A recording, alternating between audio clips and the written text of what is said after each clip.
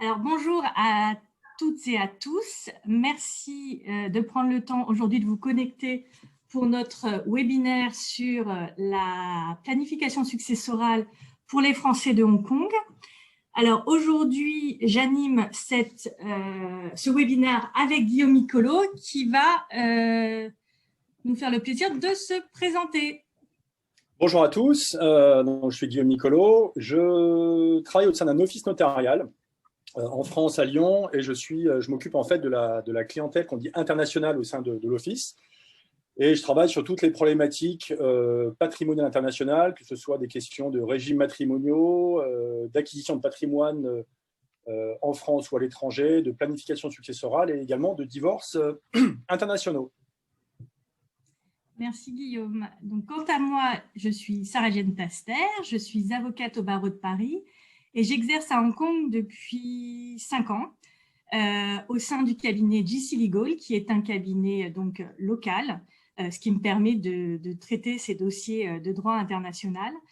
J'interviens pour assister donc les Français de Hong Kong dans tous les domaines du droit de la famille, en partant de la planification successorale, en passant par tous les domaines du droit de la famille et en terminant par, malheureusement, les successions. Depuis 1 an, je suis basée en Angleterre. L'idée, c'était en fait de me partager physiquement entre l'Angleterre et Hong Kong. Pour les raisons que vous connaissez, ça fut un peu compliqué l'année dernière. Mais grâce à la technologie qui nous permet d'être ici aujourd'hui, je conserve quand même la grande partie de mon activité à Hong Kong avec JC Legal, d'où notre intervention aujourd'hui. Alors, planifier sa succession pour les Français de Hong Kong, c'est une intervention que je fais régulièrement, même tous les ans, plusieurs fois par an. Guillaume, d'ailleurs, m'avait fait l'amitié de venir il y a 3 ans à Hong Kong, in situ, pour faire cette présentation. Bon, aujourd'hui, voilà, on est en ligne. C'est important, cette intervention me tient à cœur parce qu'on s'aperçoit que les Français qui vont s'installer à l'étranger ne sont pas toujours au courant ou ne font pas toujours ce qu'il faut pour protéger leurs intérêts et ceux de leurs proches. Alors, on sait qu'il y a eu beaucoup d'évolutions. Moi-même, en 10 ans d'expatriation, je vois bien la différence entre l'information qu'on avait il y a 10 ans et l'information à laquelle on a accès aujourd'hui. Il n'en demeure pas moins qu'on est toujours très au fait de son contrat de travail et du package qui va avec quand on part à l'étranger, mais on est moins au fait de ce qu'il faut faire pour son contrat de mariage ou son testament, par exemple. Alors, ceci est d'autant plus important lorsqu'on vient à Hong Kong, qu'on se retrouve dans un système juridique, judiciaire très différent de ce dont on a l'habitude en France, puisqu'on est dans un pays de common law, et que, en plus, la culture est très différente. Donc, la façon de gérer les choses est très différente. Donc, 2-3 mots sur les particularités de Hong Kong qui vont permettre peut-être de comprendre comment et pourquoi c'est important de vraiment se pencher sur la question de la planification successorale lorsque l'on vit à Hong Kong. Tout d'abord, une précision pour ceux qui ne seraient pas à Hong Kong, parce qu'il y en a peut-être aujourd'hui. Hong Kong, ce n'est pas la Chine pour le sujet d'aujourd'hui. Hong Kong est une autorité administrative indépendante de la Chine, mais ce n'est pas la Chine. Trop de fois, les gens confondent et pensent qu'on applique la loi chinoise. Non. Hong Kong, lors de la rétrocession de 1997, a prévu dans sa constitution, sa Basic Law, dans son article 5, qu'elle aurait un système judiciaire indépendant pendant au moins 50 ans, jusqu'en 2045. Donc, actuellement, tout est inspiré de l'Empire britannique. On a un système de common law. Les cours, les magistrats sont soit hongkongais, soit anglo-saxons. On a beaucoup de juges qui nous viennent d'Australie, d'Angleterre. Les langues officielles sont le cantonais et l'anglais, toujours traduit en anglais. Donc, il faut bien garder ça à l'esprit. Ce n'est pas la Chine. Ça se traduit en pratique par les difficultés qu'on rencontre, par exemple, pour faire exécuter des décisions entre la Chine et Hong Kong. Alors, malgré tout ce qu'on peut entendre, malgré les événements de ces dernières années, les manifestations, les craintes de l'emprise de la Chine sur Hong Kong, il n'en demeure pas moins que pour ce qui nous concerne aujourd'hui, on est loin d'appliquer une loi chinoise. Mais voilà, on ne sait pas ce que l'avenir nous réserve. Mais en tout cas, aujourd'hui, on est bien sous un système de common law qui s'inspire très fortement de ce qui est fait en Angleterre, avec un peu de retard, bien entendu. Et alors, voilà. Voilà sur mon point introductif. On va passer maintenant, on va rentrer dans le vif du sujet. Alors, petite précision, vous pouvez poser des questions. Ce qu'on va faire, c'est qu'à la fin de chaque partie là, que je vais annoncer, vous aurez la possibilité de poser vos questions. Il vaut mieux attendre la fin de la partie pour poser la question. Pour ce faire, vous pouvez soit lever la main et je vous dirai quand vous pourrez enlever votre micro pour poser votre question. Soit, si vous le désirez, vous pouvez également utiliser le chat pour poser vos questions. Donc, les grandes questions de planification successorale. Aujourd'hui, on va parler de cinq grands thèmes. Quel est mon régime matrimonial, le plus important, pour commencer? Quelle sera la loi successorale au jour de mon décès? Quel outil de transmission dois-je utiliser? Comment protéger mes enfants mineurs? Et quelle fiscalité successorale au jour de mon décès? Voilà. Vous attaquez la première partie. Merci, Sarah. Alors, bon, l'idée, on va essayer d'être aussi pratique et concret que possible. Hein. L'idée, ce n'est pas de vous faire un cours de droit sur ces différents sujets. Donc, il y aura pas mal d'exemples. On va illustrer le propos par différents exemples qui sont tirés de notre pratique à Sarah Jane et à moi-même sur des questions franco-hongkongaises. Alors, pourquoi se poser la question de quel est mon régime matrimonial dans un thème de planification successorale internationale? En fait, c'est hyper important de déterminer son régime matrimonial. Alors, évidemment, le régime matrimonial s'adresse aux gens qui sont mariés. Voilà, donc, si derrière votre écran, vous n'êtes pas marié, la question ne se pose pas. Mais pour les gens qui sont mariés, on a tous un régime matrimonial. Tout le monde a un régime matrimonial. Pourquoi c'est important? Le régime matrimonial, c'est l'élément qui va constituer la base sur laquelle les époux vont venir construire leur patrimoine. Et le régime matrimonial va permettre de déterminer la propriété des actifs des époux. Est-ce que les biens appartiennent plutôt à madame? Est-ce que les biens appartiennent plutôt à monsieur? Ou est-ce que les biens sont plutôt communs? D'accord? Donc, la notion de régime matrimonial permet de répondre à la question qui est propriétaire de quoi? Et quels sont les pouvoirs de chacun des époux sur les biens, sur les éléments du patrimoine. Et alors ça, c'est durant la vie, durant le mariage. Après, le régime matrimonial est également important dans le cadre d'un décès ou d'un divorce, notamment dans le cadre de sa liquidation. On parle de liquidation du régime matrimonial. Liquider le régime matrimonial, c'est quoi? En cas de décès, en gros, on va répartir les actifs, on va déterminer les actifs du défunt pour savoir ce qui va passer dans la succession. Et en cas de divorce, ça permettra de savoir comment on split, comment on répartit les actifs entre monsieur et madame. Alors, on va dire que dans le monde, il y a deux grands types de régimes. Il y a les régimes plutôt d'inspiration communautaire et les régimes plutôt d'inspiration séparatiste. Alors, un petit exemple très simple pour illustrer la façon dont les régimes matrimoniaux fonctionnent. C'est très simple, très schématique, très basique, mais ça permet un peu de fixer les idées. Vous avez à gauche les régimes plutôt d'inspiration communautaire. Alors, il y a toutes sortes de régimes communautaires dans le monde, mais on va prendre un régime tout simple. Monsieur et madame sont mariés sous un régime de communauté. Tout ce qu'ils vont, le patrimoine qu'ils vont constituer durant le mariage sera commun. Vous avez là une propriété immobilière, des œuvres d'art, du cash, voitures, tout ça est commun. En fait, on ne regarde pas le financement des biens. Si, par exemple, madame a financé le bien immobilier à 80% et monsieur 20%, peu importe, c'est commun, c'est 50-50. Et les revenus de monsieur, c'est le petit signe $, les revenus de madame, tombent dans la communauté. D'accord?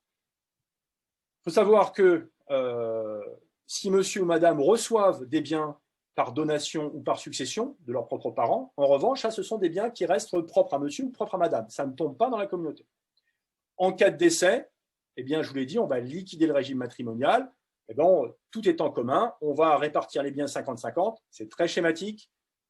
Hein, donc, ce qui veut dire qu'en cas de décès de monsieur, par exemple, les hommes, statistiquement parlant, partant les premiers, eh bien, dans la succession, tombera la moitié de la maison, la moitié des œuvres d'art, etc., etc.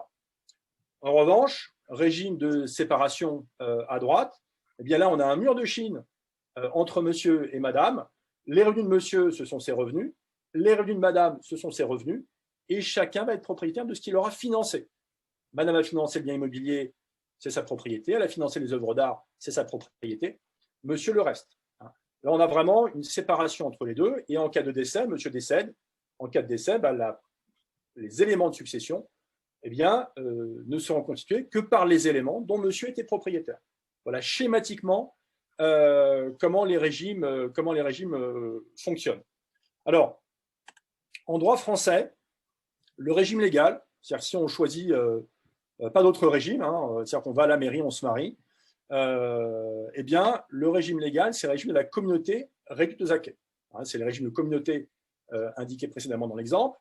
Il est possible de choisir d'autres régimes, et ceci par contrat de mariage, régime de séparation de biens, ou alors régime de la communauté universelle, qui est un régime de communauté élargi par rapport à la communauté réduite aux acquêts.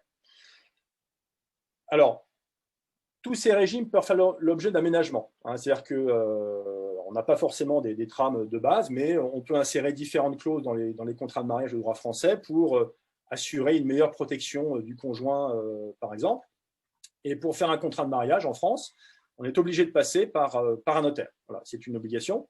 Donc voilà comment ça se passe en France. Et vous verrez, c'est important, ce n'est pas parce que vous êtes marié en France que vous êtes forcément marié sous le droit français. Mais on en parlera après. Qu'est-ce qui se passe? Enfin, le pendant à Hong Kong, je vais vous l'expliquer. Alors, le point de départ, c'est qu'il n'y a pas de notion de régime matrimonial.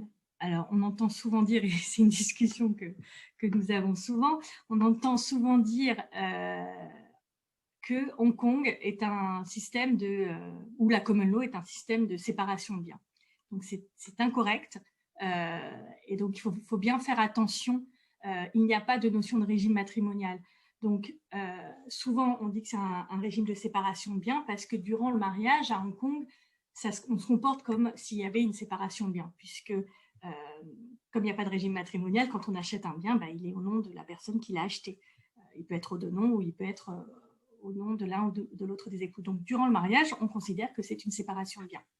Mais à la dissolution du mariage, et c'est là où ça se corse, lorsqu'on doit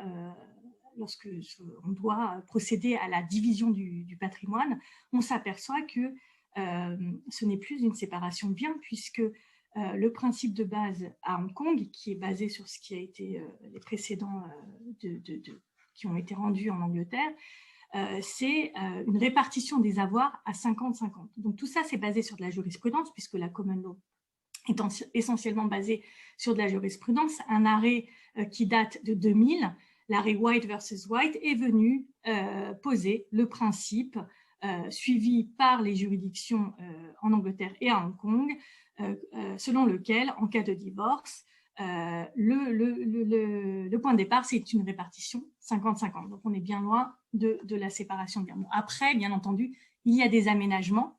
On ne va pas rentrer dans les détails parce que ce n'est pas le sujet d'aujourd'hui, mais ça nous amène à la question des contrats de mariage et des contrats prénuptiaux.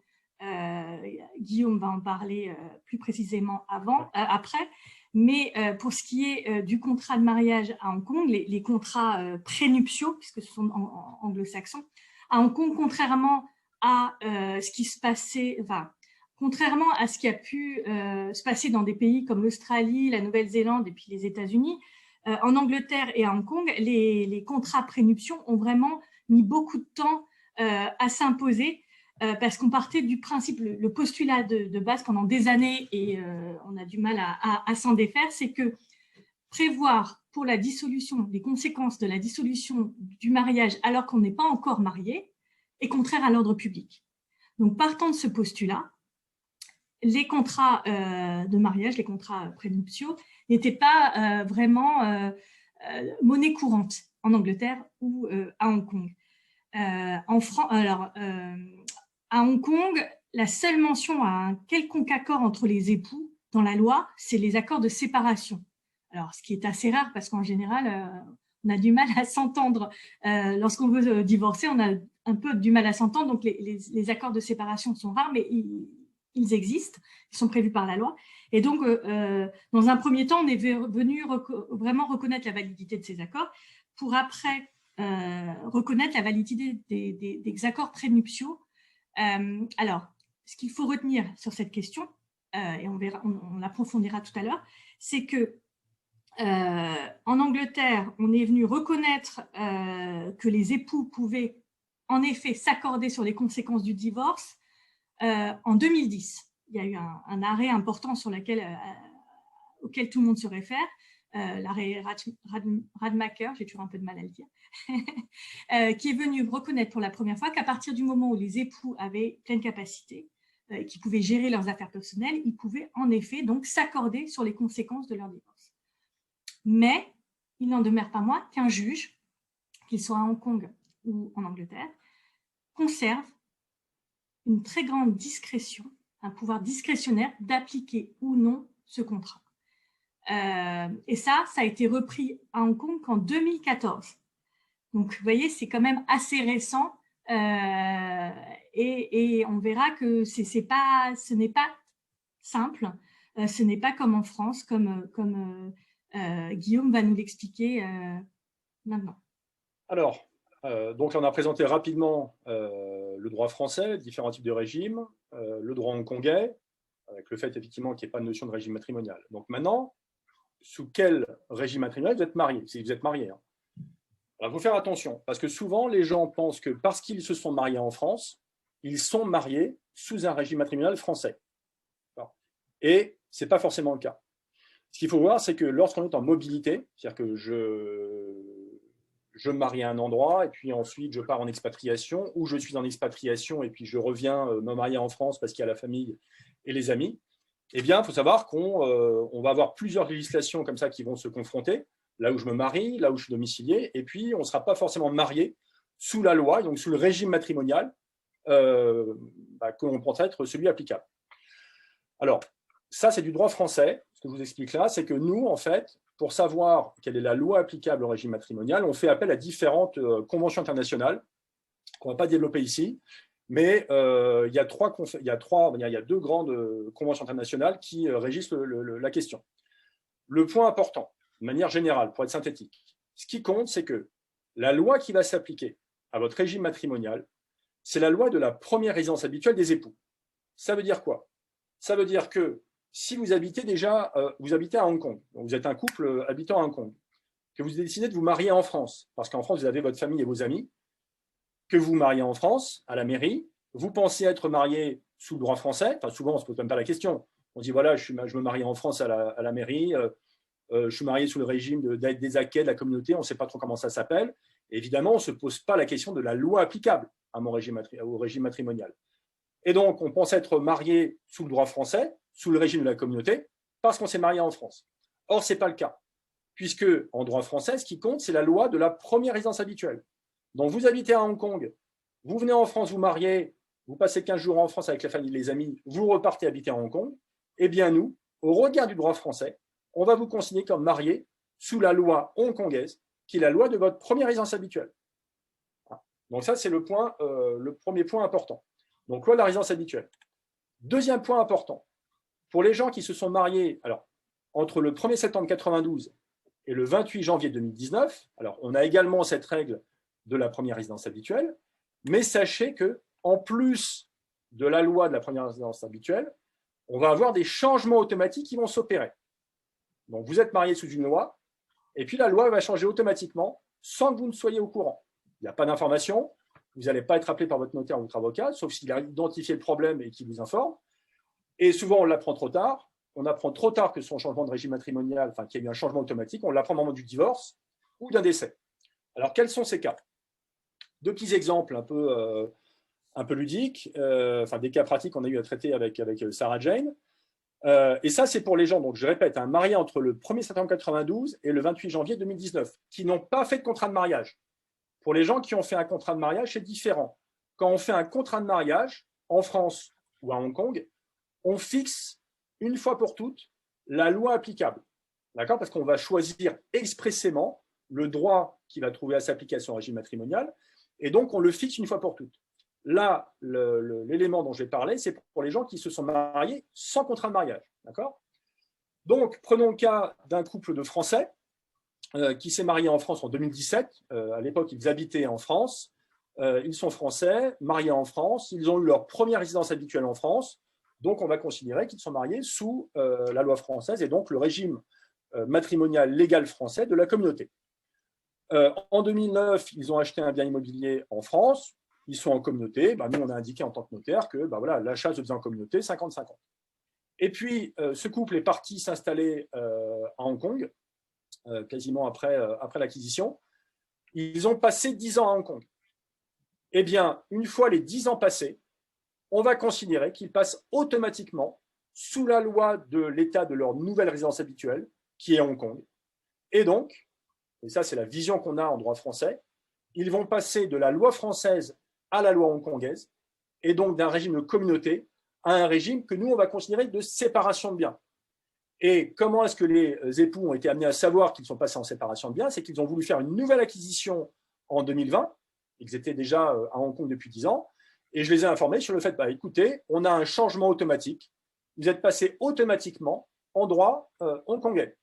Et effectivement, alors même si Sarah Jane effectivement vous a dit qu'il n'y avait pas de notion de régime matrimonial à Hong Kong, nous, en droit français, on considère que durant le mariage, eh bien, les époux sont en séparation de biens. D'accord? Donc, ça veut dire que chacun est propriétaire de ce qu'il a financé. Alors, il se trouve qu'il est possible de remédier à ce changement automatique en faisant un acte particulier, un acte notarié particulier, qui permet de confirmer le régime de la communauté et donc d'éviter cette séparation de biens que les époux ne souhaitaient pas. D'accord? Mais soyez informés que quand vous passez 10 ans dans un pays, eh bien, vous changez automatiquement de loi. À l'inverse, si vous habitez à Hong Kong, vous êtes marié à Hong Kong, loi hongkongaise, qu'on considère comme une séparation de biens, et que vous venez vous installer en France et que vous passez plus de 10 ans dans un autre pays, vous allez changer automatiquement de régime matrimonial. Deuxième exemple, là, c'était le cas d'un couple français qui s'est marié à Hong Kong en 2015, donc marié à Hong Kong sous le droit hongkongais, que nous, en droit français, on considère comme une séparation de biens. Ces époux ont fait différentes acquisitions après leur mariage en France, acquisition immobilière en 2015, en 2018 et en 2019, et on les a bien indiqués comme en séparation de biens.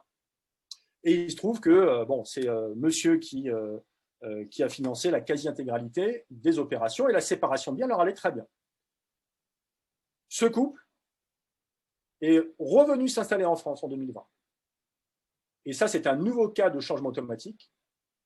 On va avoir une concordance entre la nationalité française des époux, la nouvelle résidence habituelle qui est française, mon couple français s'installe en France, et bien là, à partir du moment où il s'installe en France, et bien il passe automatiquement en loi française au regard de leur régime matrimonial, et donc ils sont automatiquement considérés comme mariés sous le régime légal français de la communauté. Alors attention, que ce soit le premier exemple ou le deuxième, le régime français ne vient pas remplacer la séparation de biens. Et dans l'exemple au-dessus, le régime de séparation de biens hongkongais ne vient pas remplacer le régime de la communauté. En fait, on a deux lois qui vont venir s'appliquer l'une après l'autre et deux régimes matrimoniaux qui vont venir s'appliquer l'un après l'autre. Et ça peut être l'enfer en cas de divorce ou en cas de séparation de biens, parce que, comme je vous l'ai dit, en cas de divorce ou en cas de succession, on doit liquider le régime matrimonial. Et entre le moment du mariage et le moment du décès ou du divorce, eh bien, on a deux régimes matrimoniaux qui vont s'appliquer. Et donc, ça va être très compliqué. On peut avoir des actifs qui ont été vendus, rachetés, des biens perçus par monsieur, par madame, tout ça se mélange et ça devient très compliqué à liquider.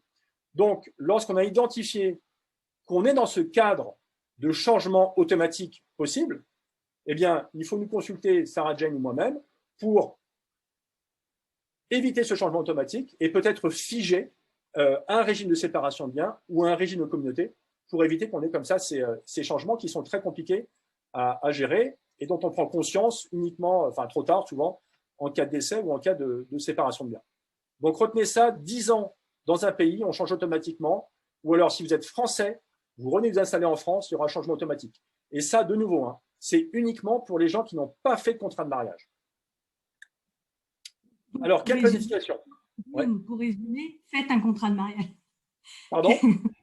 Pour résumer, faites un contrat de mariage. Voilà, pour résumer, il faut faire un contrat de mariage. Alors, ce contrat de mariage, on peut le faire évidemment avant le mariage, ça paraît évident, mais on peut le faire après. Et c'est justement cet acte particulier dont je vous parlais qui permet de figer les choses et d'avoir un effet rétroactif. Au lieu d'avoir ces deux lois qui vont se juxtaposer, eh bien, quelque part, on va dire rétroactivement, depuis le début, je suis marié en séparation de biens ou en communauté et je fixe ça pour éviter que ça change. Donc, le contrat de mariage de droit français, alors on verra que vous pouvez faire un contrat hongkongais, mais on peut faire un contrat de mariage de droit français, évidemment, qui va permettre de fixer la loi applicable au régime matrimonial. Il n'y aura plus ces changements automatiques, qui va permettre d'éviter l'application d'un régime matrimonial non voulu. Si vous êtes en séparation de biens, que ça vous convient très bien et que vous ne voulez pas passer en communauté, eh bien, c'est possible. Si vous voulez une communauté et ne pas passer en séparation de biens, on va figer tout ça. Et l'intérêt également du contrat, c'est qu'on peut vous prévoir un contrat sur mesure avec des clauses particulières qui permettent, notamment en cas de décès ou en cas de divorce même, d'avantager ou non le conjoint. Alors, la grande différence, et Sarah Jane nous en parlera, avec un contrat de mariage, un prenup, un contrat de mariage de hongkongais, c'est qu'en France, on ne peut pas prévoir dans le contrat de mariage des compensations financières en cas de divorce. On ne peut pas prévoir dans le contrat de mariage français que, par exemple, voilà, si le mariage dure entre 2 ans et 5 ans, le conjoint, enfin le divorcé aura droit à une somme d'argent. Si le mariage dure entre 5 ans et 10 ans, il aura droit à la propriété de Hong Kong. Si le mariage dure entre 10 ans et 15 ans, il aura droit à la propriété, etc. etc. C'est impossible. On ne peut pas prévoir ce type de compensation financière, contrairement à ce qui est possible dans un contrat hongkongais dont Sarah Jane va vous parler maintenant. Alors, avec l'arrivée du printemps, j'ai beaucoup de personnes qui me contactent justement pour savoir quel genre de contrat ils doivent faire. Alors, il n'y a pas de solution miracle. Je ne peux pas vous dire faites un contrat français, faites un contrat prénuptial. Ça dépend de tellement d'éléments. Tout ce qui est sûr, c'est ce que Guillaume vient de dire, c'est qu'il faut faire un contrat. Il faut figer votre situation. Alors, la difficulté, elle réside essentiellement dans la notion de contrat prénuptial à Hong Kong ou dans d'autres pays de common law. L'objectif, contrairement à un contrat de mariage français, c'est essentiellement de prévoir pour les conséquences d'un divorce. Les conséquences financières, mais également, surtout financières, même si d'autres personnes essaient d'intégrer d'autres éléments. L'idée, c'est vraiment de dire, voilà, en cas de divorce, comment ça va se passer. Alors, la raison pour laquelle il est difficile de savoir quel instrument mettre en place, c'est que on part du postulat à Hong Kong que, de mon expérience, c'est que Hong Kong existe, mais rien d'autre existe. C'est-à-dire qu'il n'y a que Hong Kong qui existe. Donc, dans votre contrat hongkongais, il va être très difficile, les professionnels hongkongais vont juste s'intéresser à ce qu'il y a,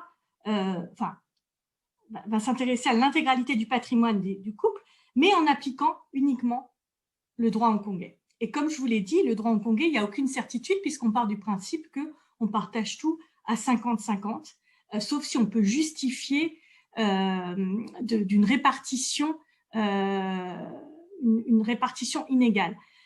Ça, c'est une des premières difficultés. L'autre difficulté, c'est que on ne sait pas, on n'est jamais sûr à 100% que le contrat prénuptial va être appliqué par un juge. C'est ce que je vous disais tout à l'heure.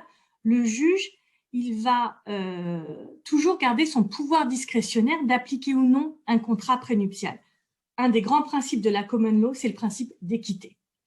Pour pouvoir appliquer ce contrat, il faut que le résultat de ce contrat soit juste et équitable pour les deux parties.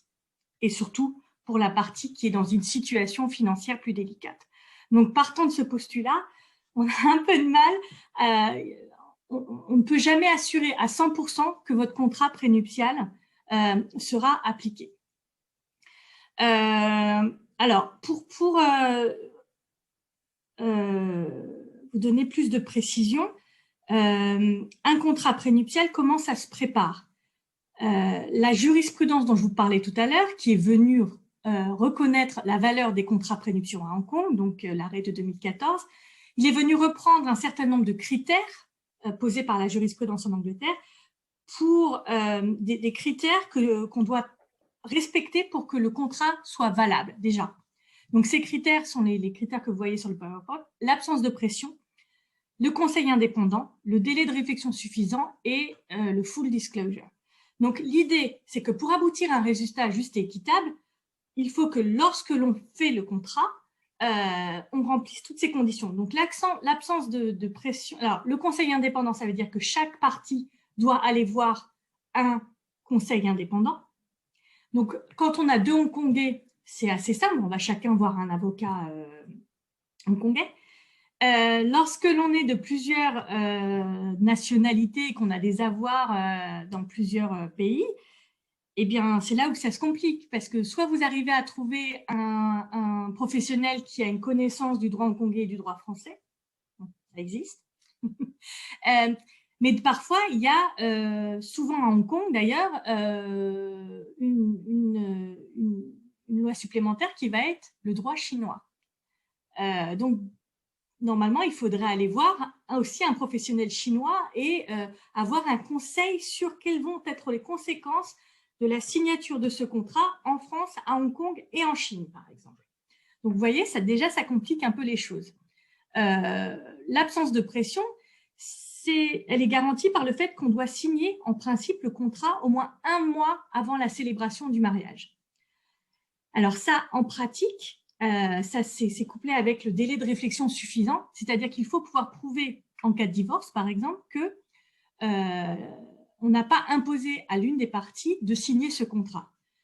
Alors, pour vous donner un exemple concret, si jamais la future épouse est enceinte avant le mariage et qu'on lui fait signer un contrat, et que les époux signent un contrat de mariage, la validité de ce contrat va être remise en cause parce qu'on va estimer que si elle n'avait pas signé le contrat, eh bien, le mariage n'aurait pas eu lieu. Et donc, le fait de ne pas se marier alors qu'on est enceinte, au niveau de la société, c'est encore mal vu. Donc, voilà un exemple typique de pression qui peut être, de ce qui peut être considéré comme pression. Donc, le délai de réflexion suffisant, donc comme je vous le disais, c'est de signer le contrat au moins un mois avant. Et en pratique, on va vous dire, pour prouver qu'il y a eu un délai de réflexion suffisant, il faut montrer, soumettre au juge, par exemple, les échanges que vous avez eus au sujet de ce contrat pour montrer que les discussions, même si vous avez signé, par exemple, 3 jours avant, mais les discussions avaient été entamées 6 mois, 1 an avant, échange WhatsApp, mail, on en vient là, pour prouver que vraiment toutes les conditions sont réunies. Et ce qui est d'autant plus important, c'est pour pouvoir signer un contrat en connaissance de cause, il faut savoir ce à quoi on renonce. Et pour pouvoir faire ça, il faut qu'on ait une vision précise du patrimoine de l'un et de l'autre. Donc, à Hong Kong, on doit prendre en compte tous ces éléments pour mettre en place le contrat. Et c'est pour ça que, pour vous donner des exemples pratiques, quand on vient me voir pour me demander est-ce qu'il faut mieux faire l'un ou l'autre, eh bien, en pratique, il faudrait prendre en compte la nationalité des époux. Donc, si les 2 époux sont français, il n'y a pas trop de difficultés. En général, on peut conseiller plus facilement un contrat de mariage français. Mais à partir du moment où il y a des éléments d'extranéité, l'époux est hongkongais ou l'épouse est hongkongaise, c'est là que se pose véritablement la question. Est-ce que le contrat français va véritablement protéger mes avoirs? Puisque, pour vous donner un exemple concret, à Hong Kong, les biens propres n'existe pas. C'est-à-dire que même les biens que vous héritez pendant le mariage vont entrer dans le calcul des biens à partager. Donc, moi, ce que je dis le plus souvent, c'est qu'à partir du moment où, en France, vous avez des biens à protéger, des biens de famille, un château, des vignes, comme je disais, ou même une société familiale, dans ce cas-là, il vaut mieux envisager un contrat prénuptial. Et comme le disait Guillaume, la difficulté, c'est qu'il ne vaut mieux pas faire deux instruments différents, puisque ça va avoir une influence sur la validité des contrats. Donc, il faut vraiment choisir le contrat qui sera le mieux adapté à votre situation personnelle, en fonction de vos avoirs au moment du divorce, lapsus, au moment du mariage, les plans que vous pouvez avoir. Alors, je sais qu'il est très difficile de prévoir à l'avance si vous allez rester à Hong Kong, si vous allez bouger dans un autre pays. Mais il faut quand même, comme on le disait, choisir de faire un contrat pour figer la situation. Et comme on le disait, ça peut être soit un contrat qui est fait avant le mariage. Parfois, quand on est à Hong Kong et qu'on voit que ça va être trop juste parce que les gens, malheureusement, qui vont se marier, c'est la dernière chose à laquelle ils pensent et ils se réveillent un peu, enfin, en général, quelques jours avant le mariage, et ben, on peut leur conseiller, s'ils sont sûrs que leur conjoint sera d'accord pour signer après le mariage, un contrat qui sera signé après le mariage, qui aura plus de valeur, au regard de la jurisprudence, parce qu'on estime qu'une fois marié, il y a moins de pression pour signer un contrat. Donc ça, c'est possible. Et le conseil, mais on reviendra là-dessus, c'est de remettre à jour, à partir du moment où vous partez dans une autre juridiction, vous assurez que le contrat que vous avez mis en place à Hong Kong ou en France sera valable dans la nouvelle juridiction. Merci Sarah Jane. Oui, donc l'idée c'est faites un contrat. Ça permet de figer la loi applicable au moment du mariage. Et deux, il y a la question effectivement du divorce. Est-ce qu'on met en place un prenup hongkongais ou un contrat de mariage français? Comme l'a dit Sarah, alors effectivement, beaucoup de paramètres rentrent en ligne de compte. En France, dans le contrat français, on ne peut pas mettre en place des compensations financières. Mais sachez que c'est vrai que lorsqu'on fait un contrat de mariage en France, on a un conseil qui est le notaire unique, voilà, qui agit pour le compte de monsieur et de madame. Souvent, vous allez recevoir un projet 3 jours avant la signature, on en discute et puis vous signez le document et puis c'est réglé. Donc, il n'y a pas tous ces éléments matériels qu'on a à Hong Kong, qui est l'absence de pression, les conseils indépendants, le full disclosure du patrimoine. On n'a pas ça en France. Donc, si vous voulez faire un contrat de mariage français qui ressemble à ce qu'on peut faire à Hong Kong, c'est possible. C'est également possible. Mais dans ce cas-là, effectivement, il faut que chacun des époux ait son propre avocat. Le notaire jouant le rôle en fait, du rédacteur du contrat. On fera en sorte d'envoyer le projet au moins 1 mois avant le mariage pour que les époux aient le temps de la réflexion. Et puis, on mettra en place un disclosure du patrimoine qui va être annexé au contrat de mariage. Voilà. Donc, c'est également possible. Mais il y a tellement de paramètres qui rentrent en ligne de compte. Si vous êtes dans cette situation-là, il faut consulter ou Sarah Jane ou un notaire français pour savoir ce qui est le mieux à faire. Alors, ça, c'était donc concernant le régime matrimonial. Donc, alors, peut-être, est-ce que certains ont des questions avant qu'on passe au thème suivant, qui est la détermination de la loi applicable à la succession? Est-ce que certains ont des questions concernant le régime matrimonial ou le contrat de mariage de manière générale? On pourra revenir, sinon, à la fin de l'intervention, vous pourrez reposer vos questions s'il n'y a pas de questions. On passe au thème suivant, qui est la détermination de la loi successorale applicable au jour du décès. Alors ça, c'est vraiment le thème phare de cette intervention, c'est déterminer quelle est la loi qui s'appliquerait à votre succession en cas de décès. Alors, moi, je commence par ça parce que c'est vraiment quelque chose qui revient à chaque fois que j'ai une nouvelle consultation. Et Guillaume, ça lui arrive aussi régulièrement, c'est attention à ne pas confondre loi successorale et loi fiscale. Ça, c'est très, très important parce que les gens viennent me voir à Hong Kong en disant « je veux faire un testament, je veux que le droit de Hong Kong s'applique parce que je ne veux pas payer de droit de succession. » Ça n'a rien à voir. Et Guillaume vous expliquera bien toutes les incidences fiscales de la succession, mais en tout cas, la loi successorale, c'est la loi qui permet de déterminer qui sont vos héritiers, qu'il soit réservataire ou non, et qui fixe la quote-part de chacun dans la succession, et en prenant en compte, comme on vient de l'indiquer, ce dont on vient de parler juste avant, c'est le contrat de mariage, qui est vraiment pris en compte également dans la détermination des héritiers. Donc, pour bien résumer cette phrase, qui reçoit quoi et selon quelle quotité. Donc ça, c'est particulièrement intéressant parce qu'il y a de grandes différences de traitement. Vous n'êtes pas sans savoir qu'en France, parce qu'il y a eu pas mal d'affaires de succession qui ont fait la une des journaux ces dernières années. En France, nous avons le principe de la réserve héréditaire des enfants. Vous ne pouvez pas déshériter vos enfants, pour dire les choses simplement. Alors qu'à Hong Kong, on est dans ce système anglo-saxon où on n'a pas de réserve héréditaire, on a une très grande liberté. Vous pouvez mettre dans votre testament ce que vous voulez. Si vous voulez déshériter vos enfants au profit de votre maîtresse, c'est tout à fait possible.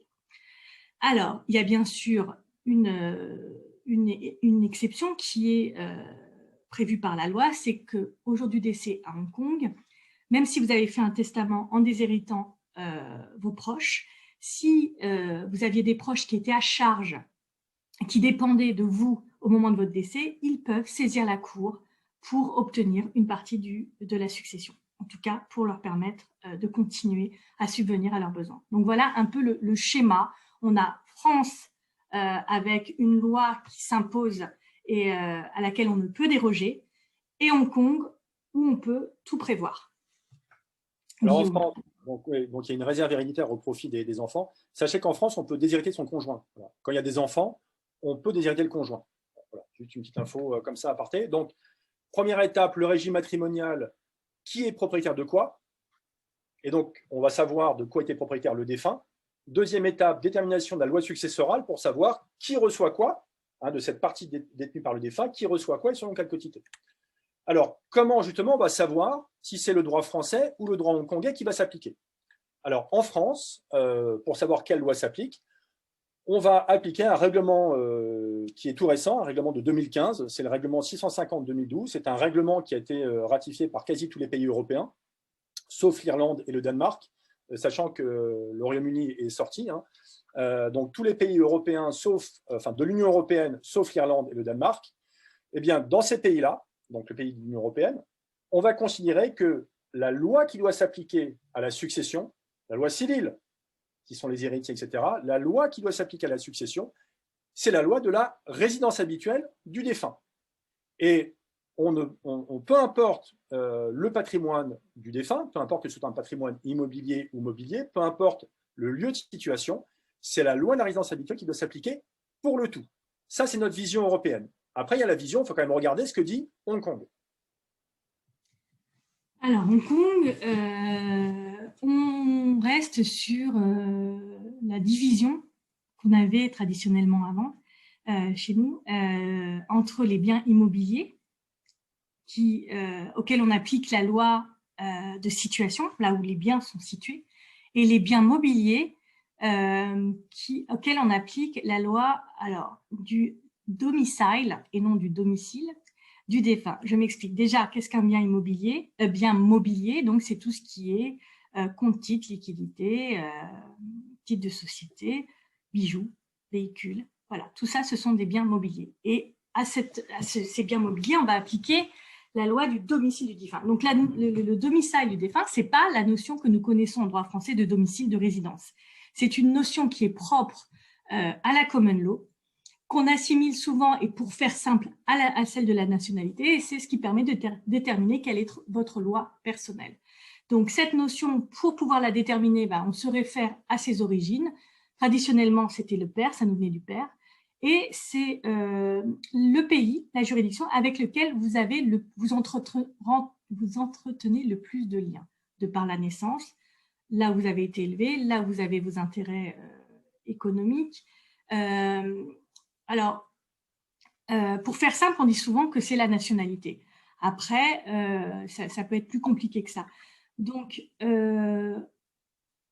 Hong Kong, la notion de domicile, elle peut être en cas de succession, et on a souvent le cas avec Hong Kong parce qu'il y a beaucoup de de personnes qui sont nées à Hong Kong, mais qui après sont allées s'installer en France et par exemple ont été naturalisées en France. Moi, j'ai beaucoup de cas de succession comme ça.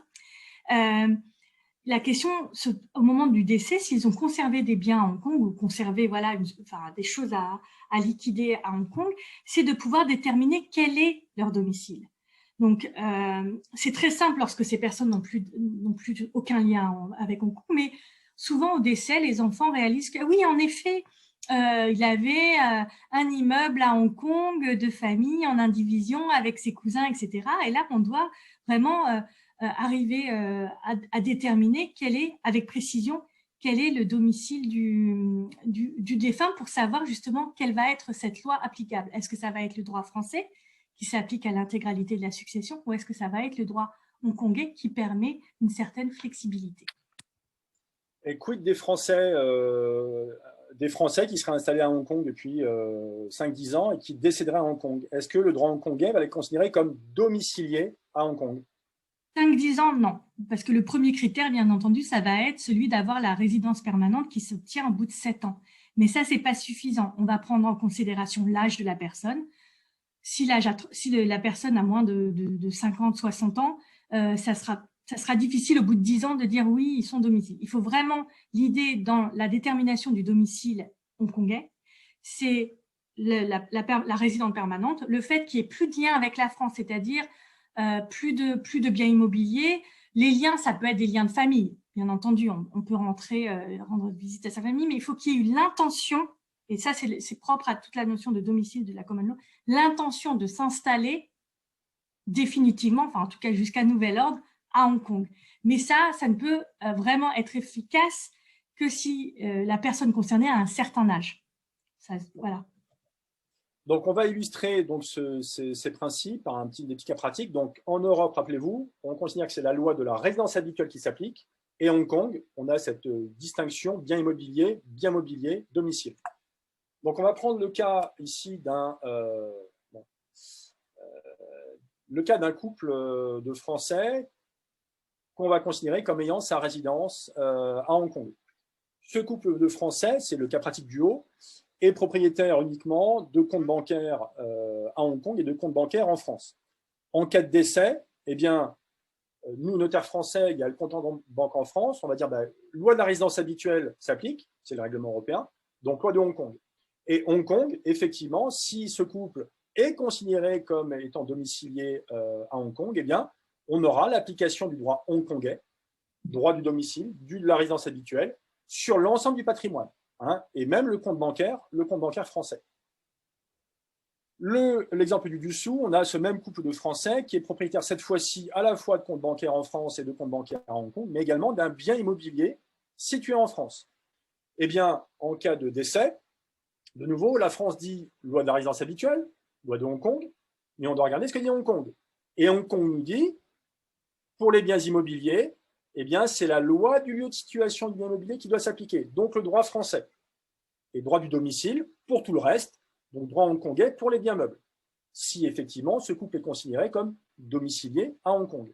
Donc ça veut dire que dans cette hypothèse-là, on va avoir deux mini-successions qui vont s'ouvrir, une succession à Hong Kong sur les comptes bancaires français et hongkongais, et une succession française sur l'immobilier situé en France, avec, dans ce cadre-là, application du droit successoral français pour l'immobilier et application du droit successoral hongkongais sur tout le reste. Alors, j'ai noté sans planification, oui, parce qu'en fait, là, alors, sans planification ne veut pas dire que ce n'est pas bien.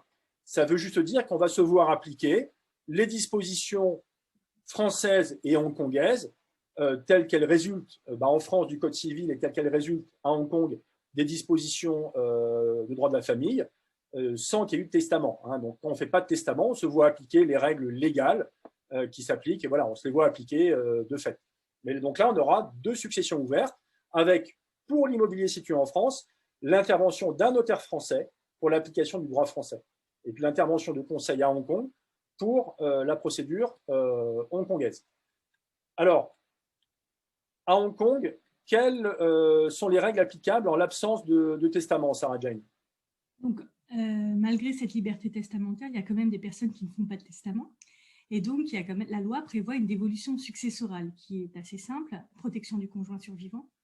Alors, en présence de conjoints survivants et pas de descendants ni de parents, la succession revient au conjoint survivant. Lorsqu'il y a des descendants, le conjoint survivant a le droit à l'ensemble des meubles meublants, à 500 000 Hong Kong dollars et ensuite à 50% de ce qui reste, à partager avec les autres 50% étant partagés avec les autres descendants. Et lorsqu'il y a un conjoint survivant et les parents, mais pas de descendants, alors là, la part qui revient initialement au conjoint survivant est de 1 million de Hong Kong dollars et ensuite on se partage également à 50-50 avec les parents. Voilà, ça, c'est ce qui se passe en l'absence de testament. Donc, on se voit appliquer le droit légal, enfin, les dispositions légales hongkongaises. Maintenant, en droit français, on a vu notamment que le bien immobilier français… Alors, pardon, excuse-moi, Sarah Jane, j'anticipe. Alors, comment se passe la procédure, justement, de succession à Hong Kong? Oui. Alors, à Hong Kong, et c'est la raison essentielle pour laquelle je fais cette intervention régulièrement, c'est que à Hong Kong, contrairement à la France, la procédure de règlement des successions est une procédure judiciaire appelée probate. Et elle est indispensable pour tout patrimoine supérieur à 150 000 Hong Kong dollars. Procédure donc judiciaire, compliquée, longue, et sans laquelle vous ne pouvez pas, par exemple, pour être très concret, débloquer le moindre compte en banque. Il faut passer par cette procédure. La procédure permet d'obtenir ce qu'on appelle un grant of probate ou un letters of administration, un grant of letters of administration si vous n'avez pas fait de testament. Alors, je ne sais pas si je rentre dans tous les détails maintenant ou après, mais en gros, si vous ne faites pas cette procédure à Hong Kong, vous ne pouvez pas débloquer de fonds, même si la loi qui s'applique à votre succession est la loi française.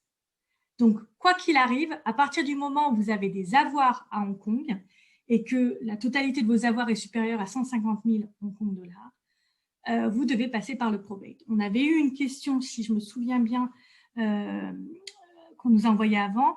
Il est possible, dans certains cas, lorsque le patrimoine en jeu est inférieur à 50 000 Hong Kong dollars, donc un small estate, d'avoir une procédure allégée qui vous permet de vous dispenser de la procédure judiciaire. On passe par un administrateur de la succession qui dépend de la Cour de Hong Kong. Mais ce qu'il faut savoir d'expérience, lorsqu'il y a un élément d'extranéité, c'est toujours très, très compliqué et on peut quand même vous exiger de vous que vous passiez par une procédure judiciaire. Donc, je reviendrai après quand on parlera du testament, sur ce qu'il faut prévoir, mais dans la procédure de probate, ce qui va faciliter les choses, c'est la nomination, enfin la désignation d'exécuteurs testamentaires qui seront vos représentants personnels, puisque dans la procédure de règlement de succession à Hong Kong, le pivot, c'est vraiment ce représentant personnel qui va pouvoir administrer la succession du défunt. Merci. Donc là, effectivement, c'est le cas de la procédure à Hong Kong. Alors, en France, comment ça se passe? Donc, on a vu dans l'exemple précédent qu'on aurait le droit de successoral français qui trouverait à s'appliquer sur l'immobilier situé en France. Donc, en France, les successions sont réglées par les notaires. Alors, en l'absence de testament, donc ce sont les dispositions du Code civil qui vont trouver à s'appliquer sur le bien immobilier, notamment en question. Alors, j'ai repris un petit peu les mêmes cas que Sarah Jane. Lorsqu'il y a un conjoint survivant, qu'il n'y a pas d'enfant et que le défunt n'avait pas de parents, eh bien la succession revient intégralement au conjoint survivant. D'accord ? Lorsqu'il y a un conjoint survivant et des enfants, des descendants, eh bien dans ce cas-là, le choix de ce qui va être reçu et le choix appartient au conjoint survivant et ce dernier peut choisir soit de recevoir l'ensemble de la succession française, la succession soumise au droit français en usufruit, donc 100% en usufruit, ou alors un quart en pleine propriété. Sachant qu'en France, souvent, l'option 100% en usufruit est retenue dans la mesure où l'usufruit, pour ceux qui ne sont pas familiers de cette notion, l'usufruit permet de conserver la jouissance des biens, notamment si on a des biens immobiliers, on peut y habiter par exemple, et d'en percevoir les revenus ou de percevoir les revenus d'un portefeuille de valeur mobilière par exemple. Je ne rentre pas dans les détails, c'est ici très, très schématique. Troisième cas, vous avez un conjoint survivant, il n'y a pas d'enfant, mais le défunt avait ses parents, eh bien le conjoint survivant reçoit uniquement 50% des biens et vous avez 50% qui reviennent aux parents du défunt. Donc là, ce sont les règles applicables sans testament. On se voit imposer les dispositions légales en France ou à Hong Kong en fonction de la loi qui s'applique à la succession. Maintenant, alors comment on peut anticiper? Comment on peut planifier? Évidemment, on doit faire un testament. Comme en matière de régime matrimonial, on doit faire un contrat de mariage, eh bien là, on doit faire un testament. Et Sarah Jane, je te laisse développer si tu le souhaites. Non, je plaisante. Le testament, évidemment. Ouais. Le point de départ, alors, à Hong Kong, indépendamment de ce que vous allez faire en France, puisqu'on voit qu'on a quand même moins recours à un testament en France qu'on aurait à le faire à Hong Kong, le point de départ, c'est à partir du moment où vous êtes résident à Hong Kong et que vous avez des biens, ne serait-ce que des comptes en banque, il faut faire un testament à Hong Kong en anglais et qui va vous permettre de faciliter cette procédure de probate dont je vous parlais à l'instant, parce que si vous ne faites pas alors, le probate, déjà, c'est une procédure longue. Il faut compter minimum 6 mois pour obtenir le grant of probate, donc cette petite ordonnance du juge qui va vous permettre d'aller à la banque et dire « c'est bon, je peux débloquer, vous pouvez débloquer mes comptes, j'ai l'autorisation ». 6 mois à compter du moment où vous avez déposé le dossier complet. Ça, c'est pour un dossier entre Hong Kong, enfin, concernant des Hongkongais sans difficulté particulière. Si vous êtes français, résident à Hong Kong et que vous avez le malheur de décéder à Hong Kong sans testament, la difficulté, ça va être qu'il va falloir tout expliquer au probate registry, qui est la division de la High Court qui s'occupe du règlement des successions, et qu'il va falloir lui prouver que la personne qui, parce qu'il faut déposer une requête et un certain nombre de documents, la personne qui dépose la requête est bien habilitée à le faire. Donc, si vous faites un testament, la première chose à faire, c'est de désigner des exécuteurs testamentaires, donc un exécuteur testamentaire minimum, 4 maximum, enfin agissant ensemble, donc qui vont être les personnes qui vont administrer la succession. En pratique, c'est vraiment, en gros, tout ce que fait un notaire en France, c'est cet exécuteur testamentaire qui va devoir le faire avec l'aide d'un avocat. On passe par un avocat, mais vraiment, tout ce qui est recherche de compte en banque, de constitution du patrimoine, etc., c'est cet exécuteur testamentaire qui va devoir le faire. Donc, il faut désigner un exécuteur testamentaire. Si vous ne faites pas de testament, vous voyez bien qu'il va y avoir une difficulté parce qu'il va falloir déterminer qui est la personne habilitée à administrer cette succession. Donc, en pratique, c'est la dévolution, enfin, ça suit la même chose que la dévolution successorale, c'est-à-dire dans l'ordre de priorité, la personne habilitée à s'occuper de la succession en absence de testament et d'exécuteur testamentaire, ça va être le conjoint survivant, après les enfants, donc difficulté si les enfants sont mineurs, bien entendu, après les ascendants. Donc c'est dans l'ordre, c'est-à-dire que si, par exemple, les enfants veulent devenir administrateurs de la succession sans testament, eh bien, il faut que le conjoint survivant ait renoncé à le faire. Donc vous voyez, c'est beaucoup de paperasse administrative, puisque en même temps, il faut prouver les liens de parenté. Donc, si vous êtes français, que tout le monde est français, que vous avez été marié en France, que le défunt est décédé en France, parce que ça arrive très souvent de devoir régler une succession à Hong Kong parce que vous étiez expatrié à Hong Kong, vous êtes rentré en France et que vous aviez oublié, bon bref, vous avez laissé un compte ouvert à Hong Kong, il faudra procéder à cette procédure de probate. Donc, dans ce cas-là, il faut produire tous les documents, actes de naissance, actes de mariage, qui doivent être apostillés, traduits. Il faut tout produire au probate registry avec ce qu'on appelle une affirmation of law d'un professionnel de droit français expliquant le droit des successions.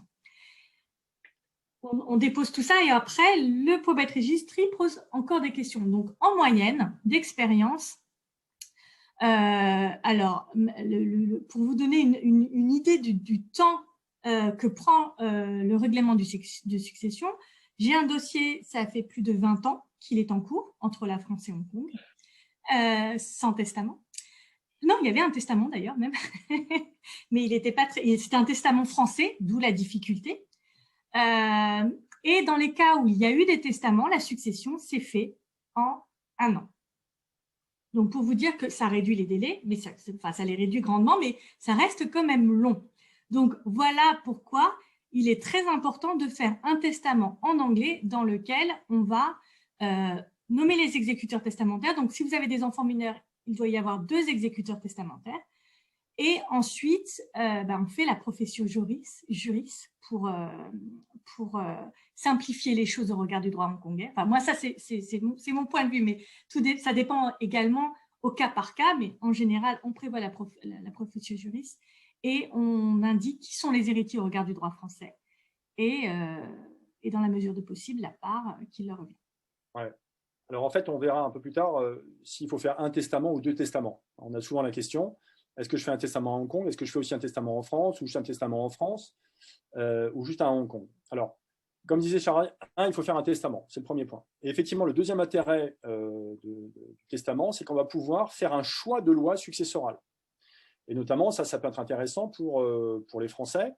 Et c'est pour ça que Sarah Jane parlait de professio juris. Le professio juris, c'est quoi? C'est le choix de la loi successorale. Je vais indiquer dans mon testament quelle loi successorale je veux voir appliquée au jour de mon décès.